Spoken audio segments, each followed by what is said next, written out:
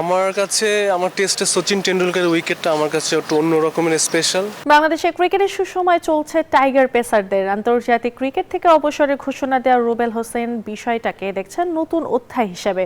জাতীয় দলকে good bye জানানোয় বিসিবির পক্ষ থেকে পেলেন সংবর্ধনা। এরপর কথা হয়েছে সাকিব আল হাসানের সাথেও।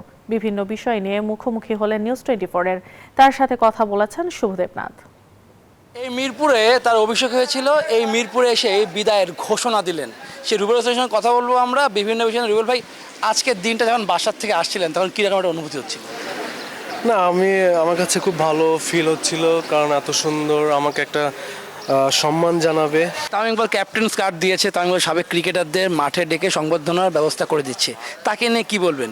সে অ্যাজ এ প্রেসিডেন্ট হওয়ার পরে আপনার সঙ্গে কী ধরনের কথা হয়েছে? তো উনি আসলে এই জিনিসটা বুঝে একটা ক্রিকেটারের মাঠ থেকে বিদায় নেওয়াটা, এটা আসলে খুবই সে নিজেও চায় যে কোনো একটা ন্যাশনাল টিমের ক্রিকেটার যে মাঠ থেকে বিদায় নেয়। আপনার মানে সেরা উইকেট আপনার চোখে কোনটা মনে হয়েছে? কোন উইকেট আপনি নিজের মধ্যে এখনও ভালো লাগে কাজ করে অবসর টাইমে, এখন যখন চিন্তা করছে যখন বেশি থাকবে? না, আমার কাছে আমার টেস্টে সচিন টেন্ডুলকারের উইকেটটা আমার কাছে একটু অন্য রকমের স্পেশাল, কারণ সচিনই 2015 যে ওই দুইটা উইকেট তো আসলে এটা অন্য রকমের। শুধু আমার কাছে না, আই হোপ এটা বাংলাদেশের অনেক মানুষের কাছে এটা খুবই স্পেশাল হবে। সাকিব ভাই একটু আগে ফোন দিয়েছিল, কি কথা হলো আপনার সঙ্গে? সে কীভাবে উইশ করলো আপনাকে?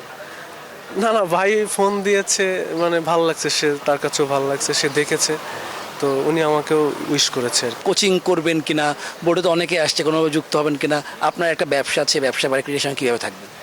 না, আমাকে অনেকে আমাদের কলিগরা, আমাদের সিনিয়ররা অনেকেই আমাকে বলেছে যে কোচিংয়ের সাথে যুক্ত হওয়ার জন্য, বাট আমি এখনও ওইভাবে চিন্তা করিনি।